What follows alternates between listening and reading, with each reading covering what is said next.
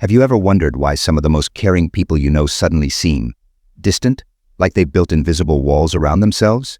You're not alone.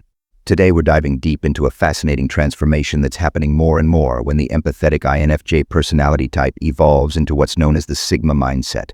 Stick around, because what you're about to learn might explain so much about yourself or someone you care about. The unexpected connection INFJ and Sigma traits. Let's start with something that might surprise you. INFJ, known as the most empathetic of all personality types, and Sigmas, often seen as lone wolves, actually share more common ground than you'd think. Both march to the beat of their own drum, both see the world through a unique lens, and both feel like outsiders looking in just for very different reasons. The INFJ's natural empathy, a double-edged sword. Think of an INFJ's empathy like a radio that's always on, picking up everyone's emotional frequencies. It's beautiful, but imagine never being able to turn it off. This constant emotional input can be overwhelming. And here's where things get interesting. It's actually one of the first stepping stones toward developing Sigma traits. The breaking point when empathy becomes too much. You know that feeling when your phone's getting too many notifications, and you just want to put it on silent. That's what happens to INFJ. They reach a point where their emotional bandwidth is maxed out. But instead of just taking a short break, something deeper changes. They start developing protective mechanisms that look a lot like classic Sigma behaviors. The shield of detachment and necessary evolution. Here's where the transformation really begins. INFJ don't choose to become more detached. It's more like their mind's natural defense system kicking in. They start setting stronger boundaries, spending more time alone, and becoming more selective about their emotional investments.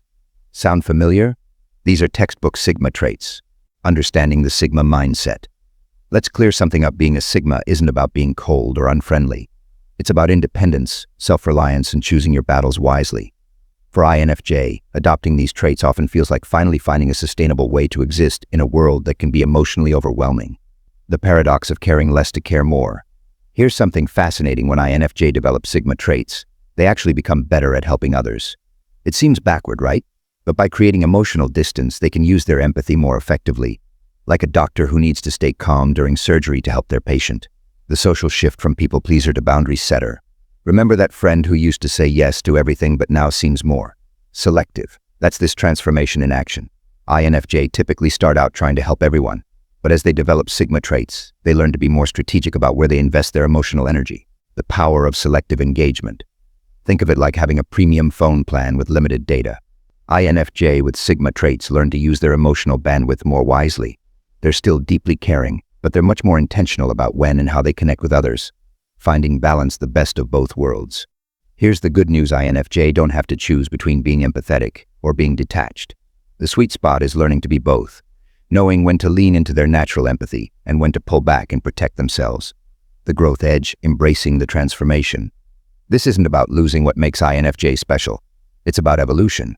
Like a butterfly emerging from its cocoon, the INFJ Sigma combination represents a more mature, balanced way of moving through the world. Warning signs when detachment goes too far. Let's be real for a moment.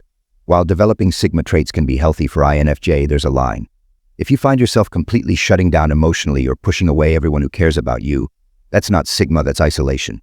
The goal is balance, not complete disconnection. Building bridges, maintaining connections while setting boundaries. Here's the million-dollar question: how do you stay connected while protecting yourself?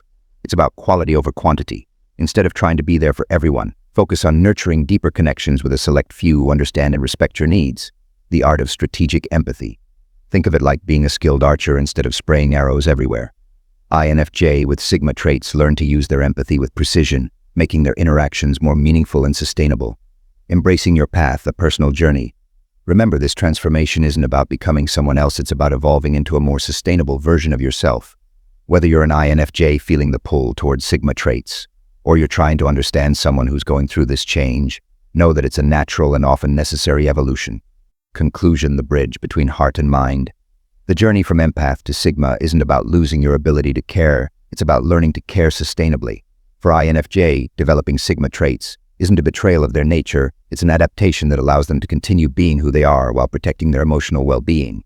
Think of it like this: the most effective lighthouses don't shine their beams everywhere all the time. They focus their light where it's needed most, and they know when to conserve their energy. That's what an INFJ becomes when they develop Sigma traits, not less caring, but more wisely caring. So next time you notice an INFJ in your life becoming more distant, remember they haven't stopped caring. They're just learning to care in a way that's sustainable for them. And in the end, that makes them better able to be there for the people and causes that truly matter to them. Remember to like, subscribe, and share your thoughts in the comments below. Are you an INFJ who's experienced this transformation? Or do you know someone who has? Let's continue this conversation together.